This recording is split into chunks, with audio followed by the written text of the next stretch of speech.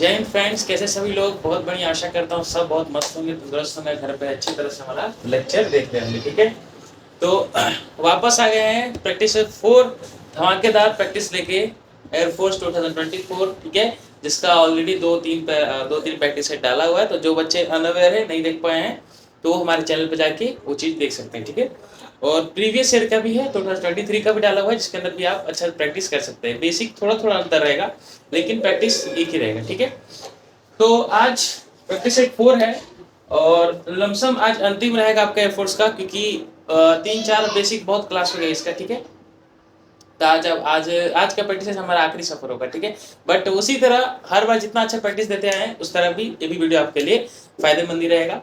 तो ध्यान से सुनिएगा और ध्यान से करेंगे। ठीक है, तो चलते हैं अपने वीडियो की तरफ और आगे हर एक सवाल, ठीक है, जैसा पैटर्न है उसी हिसाब से बना है, क्योंकि मेरा ऑलरेडी यही चीज बोलना रहता है आपके लिए। ठीक है, जैसा पैटर्न है उसी हिसाब से सवाल हमें मिलता है। ठीक है, तो बस हमें ध्यान देना है। चलिए, तो पहला सवाल है कि read the passage carefully and select the most appropriate option to fill in blank. वैसा ही है जैसे कि हर एक एग्जाम में हर एक पैटर्न में होता है कि पहला आपका पैसेज कंपलसरी आता है, इसका कोई ऐसा नहीं है।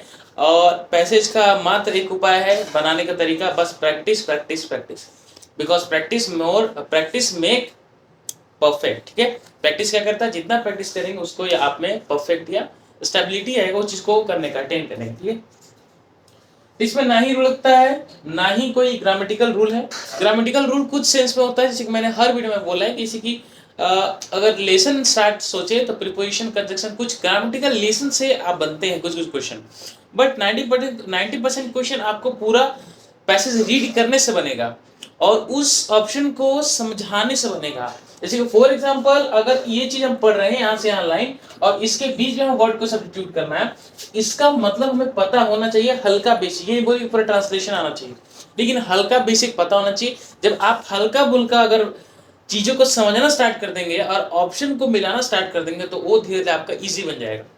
क्योंकि अभी आपको क्लोज स्टेज, जैसे कि इसको क्लोज स्टेज भी बोलते हैं, थोड़ा हार्ड लगता है, बट हार्ड नहीं है, हार्ड कुछ नहीं होता, हार्ड बस प्रैक्टिस पे डिपेंड करता है कितने प्रैक्टिस करते हैं। ठीक है, जैसे कि अगर बात करें यहाँ पे, पहले इसको रीड कर ले।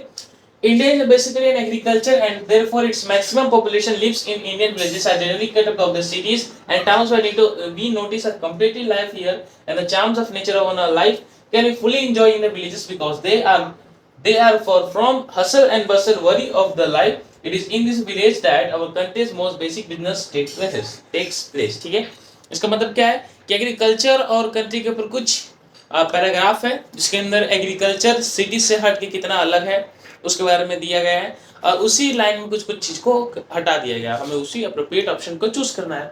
तो अगर बात करें तो पहला है कि India is basically an agriculture. अब India is basically an agriculture, तो बात करें, ठीक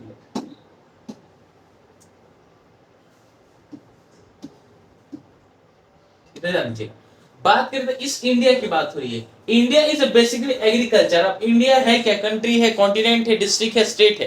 कंट्री सिंपल से लैंग्वेज है, तो पहला ऑप्शन में क्या है, कंटिनेंट नहीं, कंटिनेंट नहीं होगा, कंट्री है। India is a democratic country, city गया और स्टेट गया, तो ये सिंपल था, इसे नहीं बोलो कि हार्ड था, तो ये हो जाएगा आपका कंट्री। ठीक है, तो India is an agriculture country, जी बिल्कुल सही है। 70% 60% of population are depend on agriculture, और ये भी आज भी है, बट अकॉर्डिंग टू देखिए इकोनॉमिक के व्यू से, तो जितना एम्प्लॉयमेंट जिस सेक्टर में होना चाहिए उतना एम्प्लॉयमेंट है नहीं। ठीक है, जहां होना चाहिए वहां है नहीं, तो उसके कारण थोड़ा होता है, but still India is agriculture country और हमेशा रहेगा। And therefore its maximum population lives in, क्या therefore its maximum population lives in, इसके बावजूद अब मात्र बहुत सारी जनसंख्या कहाँ रहते हैं, अब जहां ज्यादा खेती हो रहा है वहीं ज्यादा रहेंगे, मतलब खेती वाले लोग कहाँ रहते हैं, गांव में। चलो देखते हैं ऑप्शन। ठीक है, तो सेकंड है आपका कि विलेजेस में रहते हैं, सिटीज में रहते हैं, टाउन्स में रहते हैं, डिस्ट्रिक्ट में रहते हैं। आप मुझे बताइए कि विलेज वाले ही ना एग्रीकल्चर करेंगे। विलेज एक ऐसा माहौल देता है, ऐसा चीज देता है जो कहाँ पे एग्रीकल्चर थोड़ा आसान हो जाता है, बट सिटी एरिया में आपको जमीन ही कहाँ मिलेगा खेती करने के, वहाँ सारे समझ कि ऑक्यूपेशन से लेके सारा पूरा इंफ्रास्ट्रक्चर तैयार रहता है, तो सिटी ना होगा, ना ही टाउन होगा, और ना ही डिस्ट्रिक्ट होगा। डिस्ट्रिक्ट होगा सेंस नहीं इसके, ठीक है। चलो, तो आया समझ में आपको ऑप्शन नंबर 2 में, तो यहाँ पे क्या लग जाएगा आपका, थोड़ा मैं इसको ऊपर कर लेता हूँ, हाँ, तो यहाँ पे लग जाएगा लिव्स इन विलेज, ठीक है, ना कि अदर कंट्री। तो यहाँ पे जितने भी एग्रीकल्चर रहेंगे मोस्ट पॉपुलेशन कहाँ रहेंगे, विलेज में। विलेज में रहेंगे तभी तो खेती कर पाएंगे। अब Indian villages are generally cut off from the cities. अब क्या जो इंडियन विलेजेस गांव के लोग हैं, भारतीय गांव के लोग हैं, वो क्या है, हट के हैं, किससे, cut off from the cities and towns, town city से हट के हैं। एंड वी नोटिस कंप्लीटली कौन सा लाइफ, अगर हम इसको नोटिस करें, इसको परखते हैं, तो इन सब से कैसे होता है, अलग लाइफ होता है। अलग मतलब क्या, डिफरेंट। चलिए देखते हैं, ठीक है। अगर नोटिस करें तो अलोंग विद द लाइफ, इनके साथ नहीं जाता। तो विलेज और टाउन में बहुत ही फर्क होता है, ये दोनों हो जाएगा अलग, डिफरेंट फ्रॉम ईच अदर। अब टाउन और विलेज के लोग में अंतर है ना, विलेज कुछ और, वो लोग किसानी कर लेंगे, दाल चावल और अब माड़ भात खा के भी। माड़ मतलब होता है जो, अभी तो कुकर आ गया, तो जो इसमें चावल में रह जाता है, पहले क्या रहता कि पानी को निकालते थे चावल पकने के बाद, उसी को बोलते हैं माड़, बिहारी देसी भाषा में, ठीक है। उसके साथ आदमी खा लेता है, बट यही चीज टाउन में नहीं हो पाता। तो ये तो quite different from each other ना। अगर आप फूड की बात करें तो वो तो डिफरेंट है, एजुकेशन के मामले में डिफरेंट है। एजुकेशन सिटीज में थोड़ा ज्यादा बोलते हैं, बट हार्ड वर्किंग गाँव में मिलते हैं, ठीक है। सिटीज में नॉर्मल बिजनेस खोलेंगे, लेकिन हार्ड वर्किंग गांव में लेके आईएएस निकाल लेते हैं। तो बहुत सारी चीजों में डिफरेंस है, ठीक है। मेहनत यहाँ नहीं होती, यहाँ मेहनत बहुत होती है। तो इस सब में अलग होता है, टुगेदर मतलब साथ साथ तो है नहीं, और ऑल है नहीं, ठीक है। सिटी हो गए, गांव वाले हो कैसे होंगे, इन सब से अलग होंगे, कंप्लीटली डिफरेंट, ठीक है। कंप्लीटली क्या हो जाएगा, डिफरेंट लाइफ, इन सब से अलग हट के डिफरेंट लाइफ हो जाएगा। Different life, there are the charms nature of in life can be fully enjoyed in the village because they are far from hustle and bustle worry of the। अच्छा, गांव के जितने भी लोग हैं उन थोड़ा सा माहौल में एंजॉयमेंट क्यों रहता है, क्योंकि उन सबसे hustle bustle worry of the, worry मतलब कि चिंतित किस चीज के लिए। तो बात करते देखिए, फार्मर्स है, विलेज है, सिटी एंड होम है। तो बात करें गांव के लोगों की बात हो रही है, तो फार्मर्स कहाँ गया, सिटी कहाँ गया, होम कहाँ गया, ठीक है। यहाँ पे जाएगा विलेज। कैसे विलेज आया, तो यहाँ बात करें तो ये जो विलेजेस है, क्योंकि आधा सवाल में आंसर था, क्या है, ये जो विलेजेस है कि different life, they are the charms of the nature on life can be fully enjoyed in the villages because they are far from the hustle bustle and worry of the village life, ठीक है। अरे village, एक minute, village life नहीं होगा, city life होगा ना, city या town life होगा, सॉरी, क्योंकि उन सब से हट के विलेज वाले खुश रहते हैं। तो यहाँ पे सिटी कर लीजिएगा, गलती हो गया, एक मिनट रुकिए। यहाँ पे आपका ऑप्शन नंबर, अच्छा ये खत्म कर लेते हैं एक बार।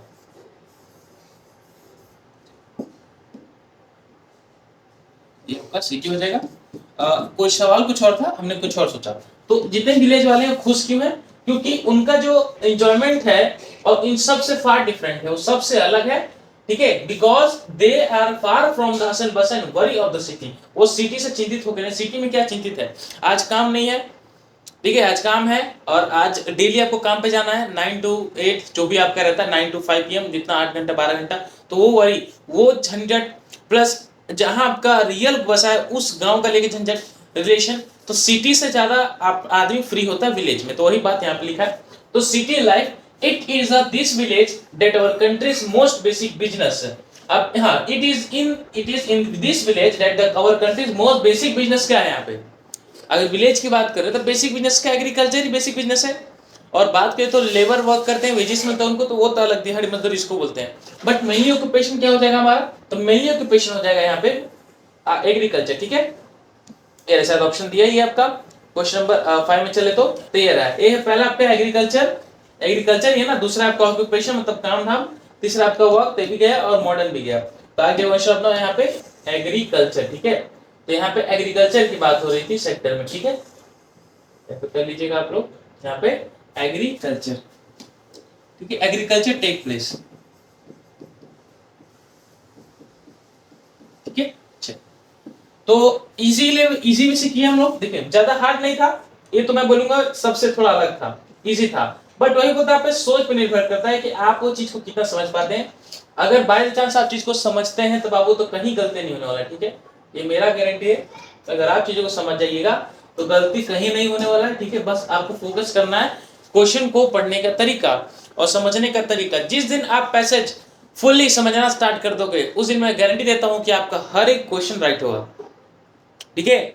और बात करें, मैं जल्दी सीपीओ पे प्रैक्टिस सेट लाने वाला हूँ, क्योंकि जस्ट आपका वैकेंसी आया है, उसी का बेसिस बनाऊंगा।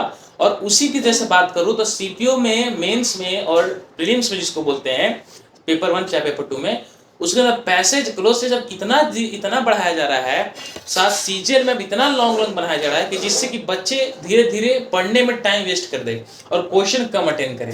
ठीक है, और यही चीज किया जा रहा है कि आप क्वेश्चन पढ़ते पढ़ते बनाते बनाते आपका टाइम लग चला जाए, क्योंकि सबको लगता है कि इंग्लिश बहुत ईजी है। अब इजी कब बनेगा? जब ग्रामेटिकल मिस्टेक, एरर वाले क्वेश्चन आएंगे, fill in the blanks question आएंगे, वोकैबुलरी क्वेश्चन आएंगे, तब आदमी टाइम लेस बना सकता है। बट ये थोड़ा टाइम टेकन है, तो ये कब आएगा? प्रैक्टिस से। इसलिए प्रैक्टिस मेक परफेक्ट, प्रैक्टिस पे प्रैक्टिस करते रहिए। अगर जहां भी पैसेज मिले, यही नहीं एयरपोर्ट से नहीं, बहुत सारा पैसेज प्रैक्टिस करिए, बुक से करिए, लेकिन पैसेज का हमेशा प्रैक्टिस करते रहिए और क्लोज टेस्ट का। ठीक है, मतलब वही हुआ।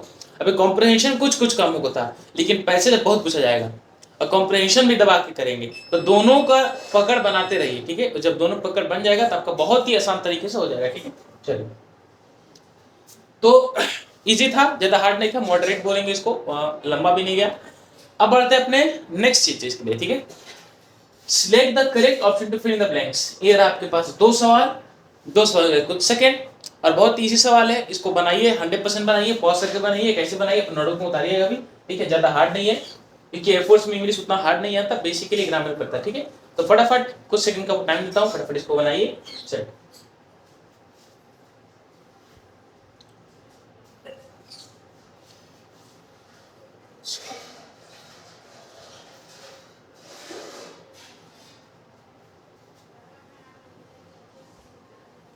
चलिए, आई थिंक बन गया।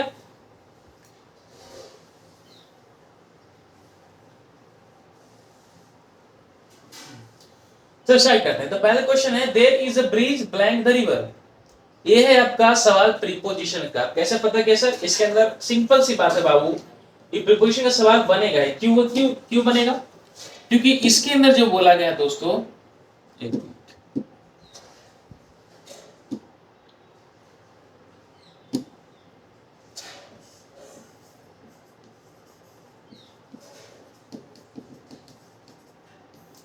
ये सवाल इसलिए है कि इसके अंदर क्रॉस पूछा है, एंड पूछा है, एट पूछा, इन पूछा है। आप मुझे बताइए कि ये सारे चीज कहाँ पढ़ाए जाते हैं? प्रीपोजिशन में। जैसा ही फाइंड कर लिया, प्रीपोजिशन का सवाल है।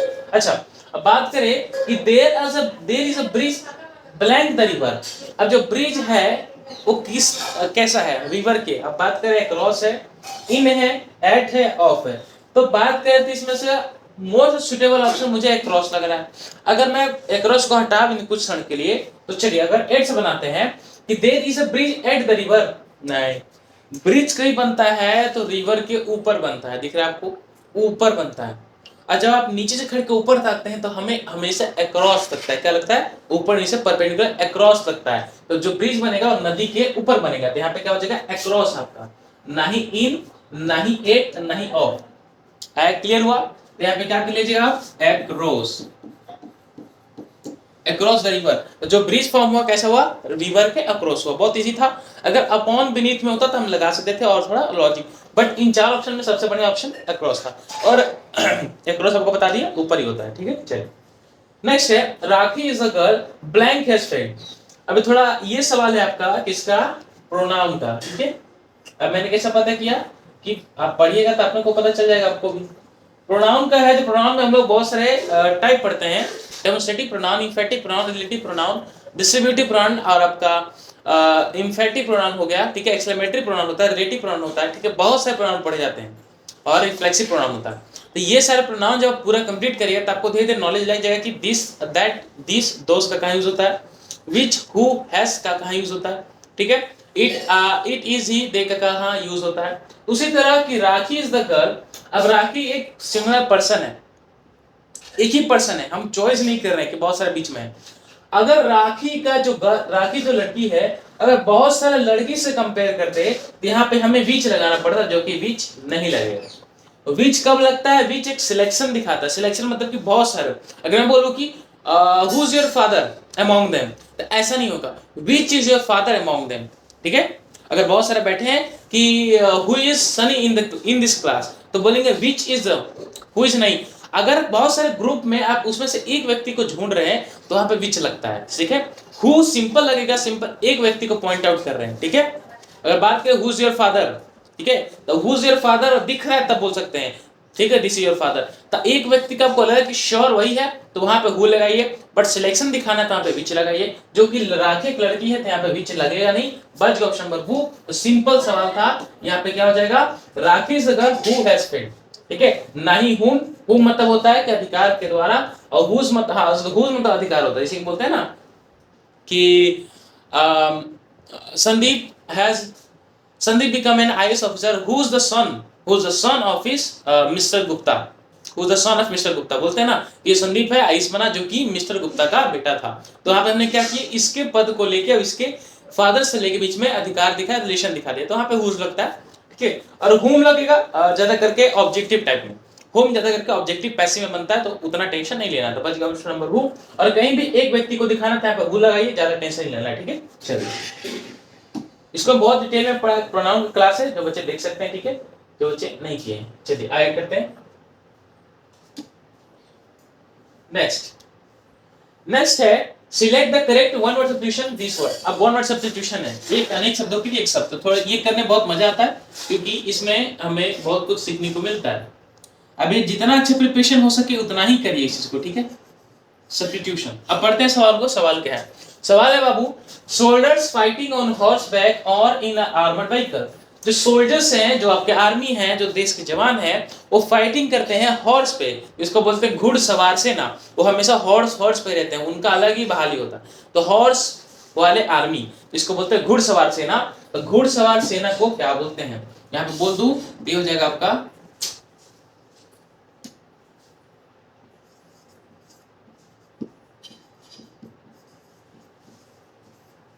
घुड़सवार सेना।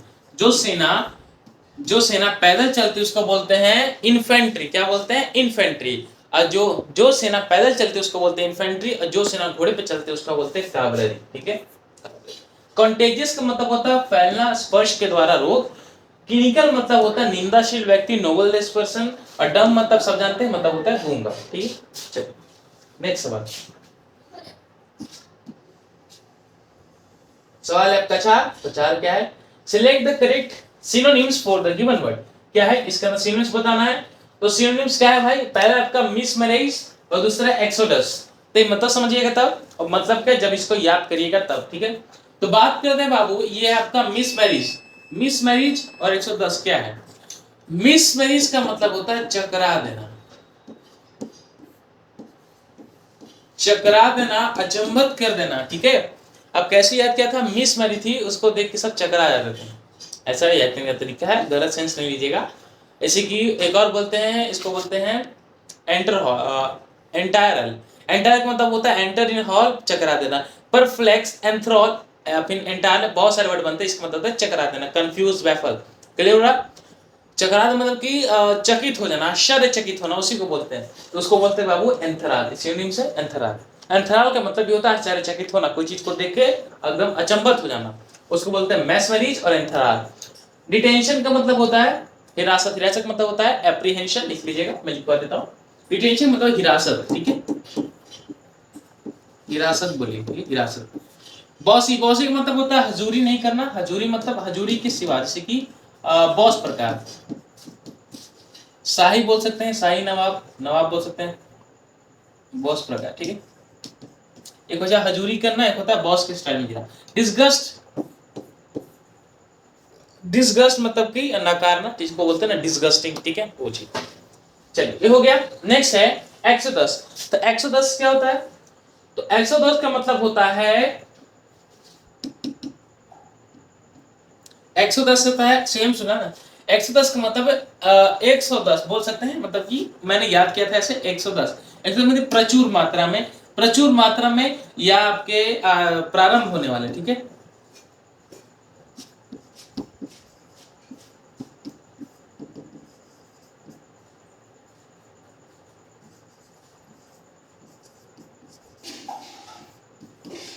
ठीक है, प्रारंभ या आने वाले व्यक्ति को बोलते हैं 110, मतलब कि व्यक्ति नहीं, जब बहुत सारे मात्रा में आते हैं उसी को बोलते हैं 110। अब 110 मतलब कि अराइवल या डिपार्चर। हमें सिमिल सुनना है, तब प्रेज मतलब होता है लोगों की प्रशंसा कर, ऑप्शन हो गया। अराइवल मतलब होता है आना, तो ऑप्शन नंबर सी गया।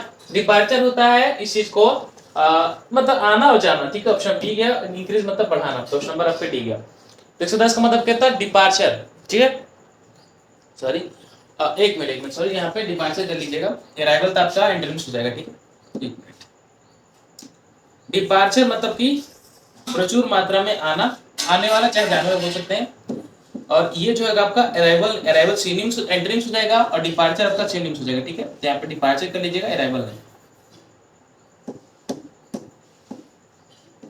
और यहाँ पे आने वाले नहीं, जाने वाले कर लीजिएगा, ठीक है। जाने वाले, जब बहुत सारे मात्रा में जाने वाले होते हैं उसी को बोलते हैं डिपार्चर, और इसका एंट्रेंस हो जाएगा अराइवल। क्लियर हुआ? चलिए बहुत बढ़िया। क्वेश्चन नंबर 5 पे चलते हैं। तो क्वेश्चन नंबर 5 क्या कहता है बाबू? क्वेश्चन नंबर 5 हमारा, select the correct antonyms of the given word. क्या है? एंटोनिम्स है बाबू, और करेक्ट करेक्ट एंटोनिम्स है, ठीक है। वो भी सही ढूंढना है, तो सही ढूंढना, चले सही ढूंढते हैं। तो पहला आपका एक्सल्ट और दूसरा आपका सबोटेज, ठीक है। क्या है? पहला आपका एक्सल्ट, दूसरा है सबोटेज। तो ये दोनों का मतलब पता होना चाहिए। एक्सल्ट क्या होता है और सबोटेज क्या होता है। बात करें बाबू एक्सल्ट, एक्सल्ट का मतलब होता है प्रशंसा करना, ठीक है। क्या करना? प्रशंसा करना, ठीक है। याद मैंने से किया था कि एक्सल्ट से रिजल्ट, रिजल्ट का तो प्रशंसा होती है, तो प्रशंसा करना,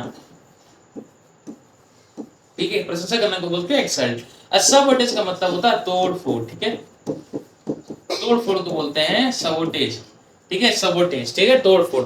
और एक्सल्ट का होता है क्या करना? तारीफ करना या प्रशंसा करना। तो प्रशंसा करना का एंटेंस ढूंढना है। प्रशंसा करना का होता है प्रेज, मतलब सिनोनिम्स हो गया। प्रेज मतलब कि लोगों की प्रशंसा करना, तो ऑप्शन नंबर ए नहीं होगा, इसका सिनोनिम्स हो जाएगा। टायर्ड मतलब थकान, ऑप्शन नंबर सी सुटेबल नहीं है। एबॉलिश एंड कंडेम, एबॉलिश मतलब तोड़फोड़ नहीं होता, तोड़फोड़ ही होता है। और कंडेम मतलब होता है चीजों को प्रशंसा नहीं करना, नकारना या बेइज्जत करना, बदनाम करना, उसको बोलते हैं कंडेम, ठीक है। तो प्रशंसा ये आपका एंटोनिम्स हो जाएगा। सबोटेज मतलब तोड़फोड़, तोड़फोड़ का मतलब होता है चीजों को स्पॉइल करना, स्पॉइल, स्पॉइल नहीं, स्पॉइल आपका सिनोनिम्स हो जाएगा। स्पॉइल मतलब भी तोड़फोड़ करना या बर्बाद करना। अनट्विस्ट का मतलब होता है, अब भी हो जाएगा मेंटेनेंस, वो चीजों को तोड़फोड़ करना, मेंटेनेंस मतलब बनाना, तो भी हो जाएगा ऑप्शन नंबर आपका एंटोनिम्स, जो कि सही है। और अनट्विस्ट का मतलब हो जाए जहां पे ट्रिकली होता है ना, कि कोई मजा नहीं आता, अनट्विस्ट होता है। और एक ट्रिकली, ट्रिकली मतलब कि क्या बोलते हैं इसका, जुगाड़, ट्रिकली और अनट्विस्ट जो कि यहाँ पे मजा, ठीक है। क्लियर हुआ? चलिए नेक्स्ट, नेक्स्ट है आपका सिलेक्ट द करेक्ट सेंटेंस। तो बहुत इजी है। अब करेक्ट सेंटेंस में थोड़ा सा इजी इसलिए होता है कि छांटने का इसमें जरिया बहुत आसान होता है, इसमें ज्यादा हार्ड नहीं घुमा फिरा के पूछा जाता है, ठीक है।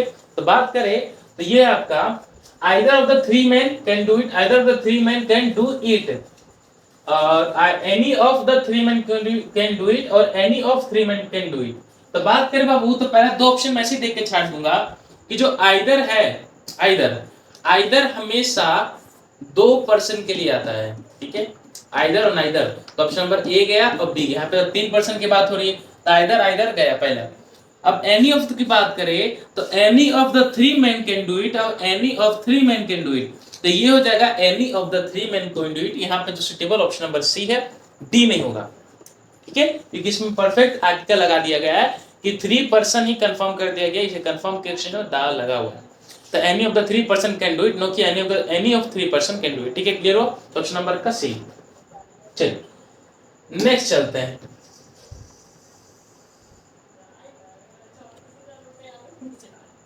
नेक्स्ट है सिलेक्ट द करेक्ट। क्या है? Select the correct indirect speech. तो देखते हैं इनडायरेक्ट स्पीच करेक्ट है कि नहीं। तो बात करें, he asked me are you coming with us, इसने पूछा।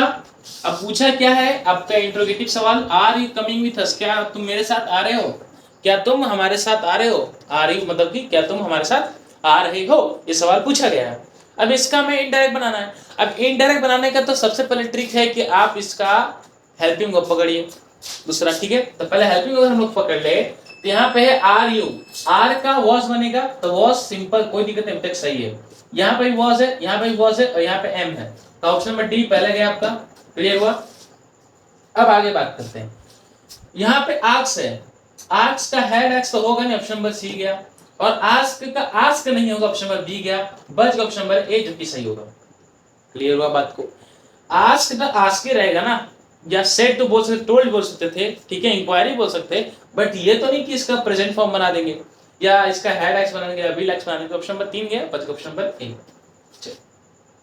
बहुत इजी था। पैसेज, पैसिव, पैसिव वॉइस और डायरेक्ट स्पीच, ये तो ऐसे टॉपिक हैं जो कि बहुत ही आसान बनते हैं, ठीक है, बहुत ही आसान बनते हैं। अब खाली इसको अच्छा प्रॉपर तरीके से छाटना आना चाहिए। और वो भी मैं बेस्ट ऑप्शन बताता हूँ जो कि मेरा लेक्चर डाला है एक्टिव पैसिव वॉइस, उसके अंदर आकर देख सकते हैं। मैंने खाली हेल्पिंग वर्ब से मात्र 4-4 सेकंड में सारे सवाल किए हैं। खाली मैं हेल्पिंग वर्ब पकड़ता हूँ कि हाँ इसमें लगना चाहिए, 4 ऑप्शन में मिलाता हूँ कि लगा लगा, नहीं लगा कट गया, क्लियर हुआ। ऐसा बनाना है, टाइम लेस में बना देना, ठीक है। बनाने सबको आता है बट टाइम जो कम में बनाएगा वही सक्सेस होता है, ठीक है। Select the correct passive voice. अब आ गया आपका पैसिव वॉइस, तो चलो पैसिव वॉइस देखते हैं क्या है। तो पैसिव वॉइस है the cat is eating the fish. क्या है? The cat is eating the fish. तो द कैट आपका सब्जेक्ट है, इज ईटिंग, इज ईटिंग का मतलब बाबू इज है आपका प्रेजेंट का फॉर्म। अब इज के साथ आईएनजी फॉर्म। अब मुझे बताइए कि जब एक्टिव में इज एम आर आता है तो पैसिव में क्या होता है? तो पैसिव में भी इज एम आर आता है बट आईएनजी को हटाने के लिए बिंग लगता है। तो मुझे इज तो रहना ही देना, इज यहाँ पे भी है, यहाँ पे वॉज है, यहाँ पे भी इज है, यहाँ पे वॉज है। तो ऑप्शन नंबर डी गया, ऑप्शन नंबर बी गया। यहाँ पे इज था, यहाँ पे इज था, यहाँ पे इज के बाद हमें बिंग लगल है, बिंग के बाद एट लगल है। जो एट नहीं वो पीटर फॉर्म होना चाहिए, पीटर नहीं आ रहा। ऑप्शन नंबर ए गया। समझ में आया आपको बात? तो क्लियर हुआ। हमने खाली हेल्पिंग वर्ब को फटाफट देखा, पूरा सेंटर पढ़ने की जरूरत नहीं है। चलिए आगे करते हैं, बढ़ते अपने आगे नंबर क्वेश्चन पे। पहला आपका choose the correctly spelled word. क्या है? Choose the correctly spelled word. तो पहला आपका टेम्पररी, कीप करेक्टली ढूंढना है ना, तो टेम्पररी तो गलत है बाबू, टेम्पोररी होता है, ए आएगा ई की जगह। तो ऑप्शन नंबर ए गलत है। कीप बोले तो के डबल ई पी होता है, ठीक है, कीप नहीं। अटोन ये सही लग रहा है और ये सही भी आई थिंक, क्योंकि अटोन का मतलब होता है प्रायश्चित करना, ठीक है, प्रायश्चित करना, उसी को बोलते हैं अटोन, ठीक है। और बिल्ड, बिल्ड की गलत है, यहाँ बिल्ड होना चाहिए B U I L D, ठीक है, क्लियर हुआ। तो अटोन मतलब प्रायश्चित करना, वो सही है। Select the error part of the given sentence. इसके अंदर एरर ढूंढना है, तो एरर देखते हैं क्या है। तो एरर है, देखते हैं है इसमें एरर की है भी नहीं है, चलो देखते हैं एक बार, तो पढ़ेंगे तब पता चलेगा। तो पहले आपका मैनी अ बॉयज। अच्छा गलती पहले लोग किया बाबू, ये जो मैनी है, मैनी है, तो ये जो मैनी हो गया, एवरीबॉडी हो गया, नाइदर हो गया, इधर हो गया, ईच हो गया, एनी हो गया, मोर देन वन हो गया, ये ऐसे शब्द हैं, इस ऐसे शब्द हैं जो इनके बाद कोई भी हेल्पिंग हो पाता है वो भी सिंगुलर होता है, और कोई हेल्पिंग कोई सब्जेक्ट आता है वो भी सिंगुलर होता है, और देर का प्रयोग नहीं होता। मैंने सब्जेक्ट वगैरह में पढ़ाया है ये चीज, आप मेरा लेक्चर देख सकते हैं। दूसरी बात कि इन सभी के साथ neither, neither, each, anyone, everyone, no one, anyone और many और more than one, इनके साथ ऑफ लग जाए तब ये कंडीशन चेंज हो जाता है। जैसे ही ऑफ लगेगा तो सब्जेक्ट आपका प्लूरल ही रहेगा बट हेल्पिंग ऑफ सिंगुलर हो जाएगा, मतलब कि सब्जेक्ट आपका प्लूरल हो जाएगा, हेल्पिंग ऑफ सिंगुलर, बट नहीं लगेगा तब तक दोनों सिंगुलर में होते हैं। यहाँ पे बात करें तो बॉयज था, तो बॉयज नहीं होगा, बॉयज, बॉय होगा, खाली एस कटा, और बॉय के हिसाब से आर नहीं होगा, यहाँ पे इज होगा, ये हुआ। तो दोनों प्लूरल में सिंगुलर में चले जाते हैं, जो कि आपको ध्यान रखना था, क्लियर हुआ। चलिए ऑप्शन नंबर आपका इसमें गलती था ए में। Before we reach the station the train left the platform. बहुत ही इजी सवाल है और टेंस का फेमस सवाल है। बिफोर जब भी दिख जाए, बिफोर के बाद सब्जेक्ट प्लस V2 आ जाए, सब्जेक्ट ये रहा वी जिसके साथ V2 है, ठीक है, ये रहा आपका सब्जेक्ट, तो अगला आने वाला सेंटेंस हैड प्लस V3 में बनता है, जो कि द स्टेशन आपका सब्जेक्ट है। यहाँ पे जो लेफ्ट है, लेफ्ट नहीं होगा, यहाँ पे हेड लेफ्ट होगा, द स्टेशन। तो ऑप्शन नंबर आपका इसमें करेक्शन था, क्लियर हुआ। मैंने बिफोर आफ्टर पेयर समझाया है, जैसे कि यहाँ पे देख लीजिए, तो मैंने एक पेयर बताया था, कहीं बिफोर, बिफोर के साथ आपको सब्जेक्ट प्लस V2 मिलेगा, तो अगला वाला sentence subject plus head plus V3 बनेगा, ठीक है। उसी तरह यहां बात करें तो आफ्टर के साथ सवाल मिलेगा, after subject plus head plus V3 मिलेगा, और अगला नो सेंटेंस हो जाता है आपका सब्जेक्ट प्लस V2। तो ये थोड़ा अपोजिट फॉर्म चलता है, जो कि आप याद रखिएगा, काम दिखा। टेंस का फेमस सवाल है और ऐसे एग्जाम में आ जाते हैं। चलिए नेक्स्ट चलते हैं अपने सवाल की तरफ। 11 क्वेश्चन है, चलो इसको भी निपटाते हैं फटाफट। 11 क्वेश्चन है, सिलेक्ट द करेक्ट इडियम्स। क्या है? इडियम्स है, इडियम मतलब मुहावरे, कहावतें। तो क्या है बाबू, चलो पहले पढ़ते तो है कि क्या कहावत बोल रहा है। तो ये बाबू अ स्नेल स्पेस क्या है, अ स्नेल स्पेस, और दूसरा है to be on the one's mind. A snail space का मतलब होता है कोई काम को एकदम गतिशील में ना करके बहुत स्लोली वर्क करना। जब कोई काम को धीरे धीरे करते हैं उसी को बोलते हैं कहावत at a snail pace, snail की तरह काम करना। स्नेल कैसे चलता है, धीरे धीरे धीरे धीरे सरफेस पे, उसी तरह काम करना। तो मेडिसिन प्रिवेंट है फ्रॉम बिगिनिंग टू एंड है वेरी स्लोली एंड स्मोक है। तो बहुत ऑप्शन होगा, आपको समझ गया होगा। Option number C very slowly, आपका डी गया, बी गया और ए गया, क्लियर हुआ। तो एट अ स्नेल पेस क्या हो गया आपका, वेरी स्लोली। अच्छा उसी तरह यहाँ देखो हम लोग, तो ये रहा आपका सेकंड वाला कि टू बी वंस माइंड क्या होता है, टू बी वंस माइंड मतलब कि कोई चीज को लेके चिंतित होना। क्या मतलब होता है, कोई चीज को लेके चिंतित होना का मतलब, ठीक है।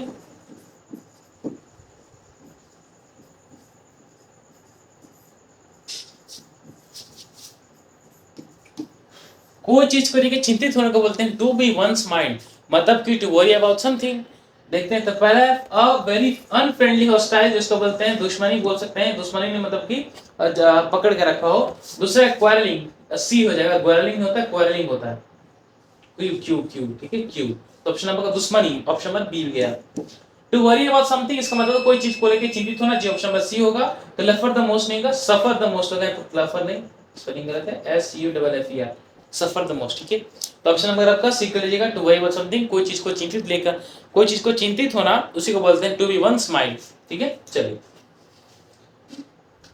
12 है choose the incorrect spelled word, sir last है आपका, लास्ट देख लेते हैं। ये है आपका इनकरेक्ट स्पेल्ड वर्ड, जो कि इनकरेक्ट ढूंढना है। अब पहला आपका waiting, A W A I T N G, waiting मतलब वेट करना, जी बिल्कुल सही है, कोई गलती नहीं है। फिनोमेनन, फिनोमेनन बिल्कुल सही, सिद्धांत जिसको बोलते हैं, ये भी फिनोमेनन, फिनोमेना, मेनन भी होता है, मेना होता है, सिंगुलर प्लूरल। ऑब्टेन, ऑब्टेन की स्पेलिंग बिल्कुल सही है, O B T A N A, बच गया आपका फंक्शनिंग, तो F U N C T I O N I N G होना चाहिए, जो कि ऑप्शन नंबर आपका डी गलत है। तो फंक्शनिंग ना कि फंक्शनिंग है, ठीक है, ये स्पेलिंग गलत था, क्लियर हुआ। आई थिंक सर ये लास्ट था, देख लेते हैं एक बार अगर आया वो कोई, नहीं ये लास्ट था आपका। और टोटल 20 क्वेश्चन का जो प्रैक्टिस सेट था आपका रेगुलर चलते आ रहा है, उसी तरह यहाँ पे भी चला, ठीक है। हमने फर्स्ट सेट में आपके कॉम्प्रिहेंशन किया, कॉम्प्रिहेंशन के साथ फिर फिल इन द ब्लैंक्स किया, एरर किया, वोकैबुलरी सेक्शन किया, जो कि हर एकदम सेम प्रैक्टिस चलते आ रहा है, ठीक है। ऐसा नहीं कि आज डिफरेंट प्रैक्टिस था, बट आज आपका एयरफोन का क्लास लास्ट है, ठीक है। इसके बाद आपका एमटीएस और नए नए एग्जाम में पैटर्न बनेगा, तब तक के लिए मस्त इसी तरह हंसते रहिए और लेक्चर देखते रहिएगा, जी कि अब नए चीज़ को ध्यान रखिएगा, क्योंकि अब धीरे धीरे हम लोग कुछ एडवांस लाने वाले हैं। अब अपना एक अलग ही फाउंडेशन कोर्स लाएगा धीरे धीरे आपके लिए, मैथ, जीके, जीएस और इंग्लिश के लिए, ठीक है, मेनली इंपॉर्टेंट एसएससी को दायरे में रखते हुए, ठीक है। तब चलते हैं, अब नेक्स्ट क्लास में मिलेंगे आपके साथ, तब तक के लिए जय हिंद।